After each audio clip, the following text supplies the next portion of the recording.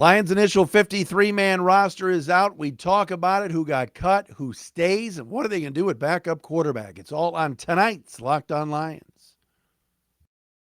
You are Locked On Lions, your daily Detroit Lions podcast.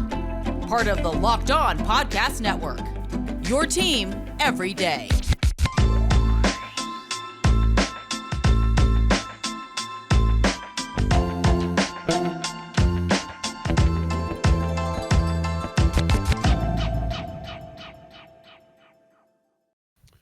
What's happening, everybody? Matt Dery with you. It's Locked On Lions on the Locked On Podcast Network on a Tuesday, August 30th, cut down day into Wednesday, August 31st. Thank you for listening, making us your first listen each and every day right here on Locked On Lions. Coming up on the show, we've got our initial 53-man roster for the Lions. Now, this thing is going to change. There's players that made it today that might not make it tomorrow. The Lions have an opportunity to hit the waiver wire and scoop up some players from some other teams. We're going to talk about that coming up momentarily. Go over the roster, some surprises, some guys that I'm surprised are still here. And, of course, everybody wants to know what the Lions should do at backup quarterback because David Blau is still on the team. Who could be out there for the Lions to go get? It is slim pickings. We'll explain coming up momentarily here on the show.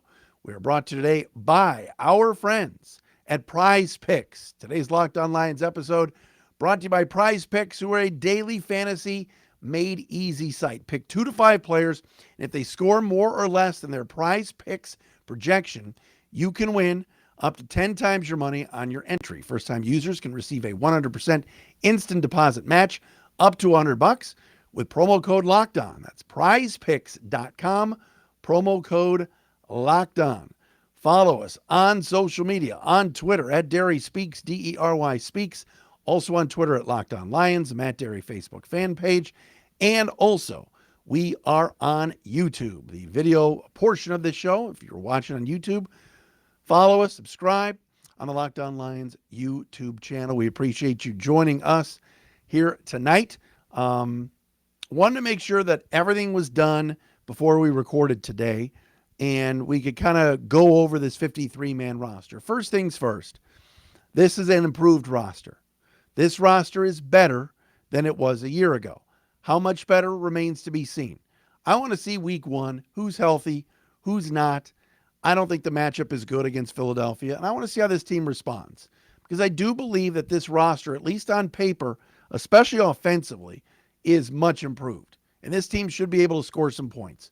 The question is, when the offense has an off day, or maybe Jared Goff's not clicking, or the defense is just better than the Lions offense on that day, can the defense make enough plays to get off the field, especially on third downs, and make things happen? As far as the initial roster goes, cuts today. Number 1, Anthony Pittman, linebacker, gone. Maurice Alexander, wide receiver, gone. Dan Skipper. These are guys that don't surprise me. Dan Skipper, Cedric Boswell, Derek Deese, Obina Eze, or as he was known on Hard Knocks, Big Easy. The big tackle did not make it. Riley Patterson, gone. Darren Paulo, gone. So with Patterson not making the team, that means Austin Seibert is your kicker. The Trinity Benson era is over for the Lions. He was waived injured today. I doubt the Lions will be bringing him back. Eric Banks also let go. Jayshon Cornell, Kevin Jarvis. We didn't talk about this yesterday, but Tom Kennedy let go. Savion Smith, Mark Gilbert, Tim Boyle, Jared Davis, Kendall Lamb, Devin Funchess, Khalil Pimpleton was the first guy let go yesterday. Everybody loved Khalil Pimpleton, but guess what? You can have all the speed in the world and the acceleration and dynamic playmaking ability, but you have to catch the football. And he did not catch the ball enough to earn a spot on the roster. A couple of guys I thought were a surprise. Number 1, A.J. Parker. Let's talk about this for a second because the Lions are going to need to stop the opposing team's passing game. And A.J. Parker last year, playing in the slot mostly, and as a nickel corner, I thought was really good for him. This is an undrafted kid out of Kansas State. I thought he made some strides. He was cheap, and I thought was definitely going to make the team. Dan Campbell said the other day, called him reliable. Said A.J. Parker's a guy that you can rely on. Yet, he's gone and let go today by the Lions. Also, Jerry Jacobs will start the year on the reserve PUP list. He tweeted out his frustration at this today, but understands it. So he's going to miss at least the first 4 weeks. C.J. Moore, safety, very good special teams player, also waived injured today. Defensive tackle Bruce Hector, to me, was probably one of the last guys let go. He had a really good preseason, beat out by sawed off Demetrius Taylor. But I think Bruce Hector is a guy that if the Lions can get him back in the practice squad, will eventually be on the 53-man roster. And running back Justin Jackson was let go. I have no idea why. Justin Jackson's an NFL running back. Somebody else is going to pick him up. Every time he touched the football in the preseason, Justin Jackson made plays. He averaged more yards per carry than Jamar Jefferson. I understand that Jefferson is more of a special teams type of player than Jackson is, and maybe that's why Jefferson was kept.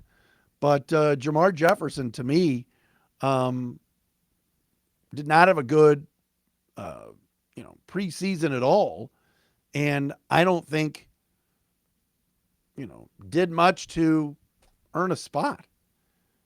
I know he was a 7th-round pick last year, but I didn't think he was very good. So that's a big surprise to me that Jamar Jefferson made it and Justin Jackson did not. Also at running back, Godwin Igwebuike let go, released. Was the kick returner a year ago, made some plays last year. The Lions only kept 4 running backs. They may be in the market for another one. But Godwin, kind of a fan favorite last year, let go. And 6th-round pick James Houston turned out to just not be ready for this and was released by the Lions today. That could be another guy that could be a practice squad option. But out of Jackson State, kind of thought you could put him all over the field, edge, inside, outside, and was a draft pick of Brad Holmes. But James Houston has been let go and cut by the organization. So the roster is down to 53 right now. This is the initial roster, and again, this could all change, especially come tomorrow when players can be picked up by other teams. Right now, the Lions are carrying 2 quarterbacks. We will discuss the backup quarterback momentarily, but Jared Goff and David Blau are the quarterbacks as of right now. I still think this organization is going to make a move and get a second quarterback in here. Also, running backs, 4 of them. DeAndre Swift, Jamal Williams, Craig Reynolds, and Jamar Jefferson. Again, Igwebuike, Justin Jackson out. At receiver, Quintez Cephas, many people felt like was on the bubble, made the team. Khalif Raymond, a Dan Campbell favorite, likely going to be your punt and kick returner, is back. Amon-Ra St. Brown, Josh Reynolds, and DJ Chark. That is a much, much improved wide receiver room. Tom Kennedy, of course, let go yesterday. Khalil Pimpleton, Maurice Alexander, and the great Trinity Benson, a Brad Holmes bust of a trade from a year ago. The Lions kept 4 tight ends. This surprised me a little bit. I thought James Mitchell, who was a mid-round draft pick this year, really didn't flash much in the preseason, but the Lions weren't going to cut him right away. TJ Hawkinson, Brock Wright, James Mitchell, and Shane Zylstra, who had a really good camp in preseason, makes the team. Remember, Wright likely will start the season as the fullback when they go to those packages because Jason Kabinda is on IR. I mentioned before Derek Deese, Devin Funchess let go. And along the offensive line, your starters from left to right, Taylor Decker, Jonah Jackson, Frank Ragnow, Hal Vaitai, and Penei Sewell. The backups, Matt Nelson and Logan Stenberg, who can play kind of guard and tackle, Evan Brown, and Tommy Kramer. Dan Skipper, as I talked about, was let go, as was Eze, Kevin Jarvis, Darren Paulo, and Kendall Lamb. That is the offense right now. Again, I'm surprised at Jefferson being there. I thought Justin Jackson was going to make it. I'm not going to go ballistic about it or crazy. But the big improvement here is that wide receiver room. It is much, much better. Much better. Question is, will they be able to pass the football and have a lot of success this year, which is something they did not have last year. But they should. The offensive line is very good. Jared Goff should have time to throw. And we'll see where that heads in the coming weeks here. but I like that wide receiver room. All right, coming up next, let's talk about the defense and backup quarterback situation as well. We told you earlier about PrizePicks. Such a fun website. You can make some money, and it's betting done easy when you're talking about picking players and for the PrizePicks stats. So, for example, you go into a game and you go, tonight I'm going to take Dak Prescott to throw for more than 320 passing yards. I'm going to take DeAndre Swift to run for more than 85 yards. I'm going to take Cooper Kupp in their game, the Rams game, to score more than a touchdown and a half, and Tyreek Hill to catch less than 3.5 passes. You can do all of that at prizepicks.com. It's easy, it's fun, easy to sign up. They got the app, and it's amazing. How does it work? You pick 2 to 5 players, and if they do score more or less than their PrizePicks projection, you can win up to 10 times your money on any entry. No competing against other people. It's just you versus the projections available. PrizePicks isn't just for the NFL. They've got NBA, MLB, NHL, PGA golf, college football, men's and women's college hoops, soccer, WNBA, tennis. They got it all. Cricket and more. Entries can be made in 60 seconds or less. It's that easy. It's safe and fast withdrawals, currently operational in over 30 states, and also our friends up in Canada. Download the PrizePicks app or go to prizepicks.com to sign up and play daily fantasy sports. First-time users can receive a 100% instant deposit match up to $100 with promo code LOCKEDON. So you put in $100, you're going to get $100 back. Don't forget to enter promo code LOCKEDON at sign up for an instant deposit match up to $100.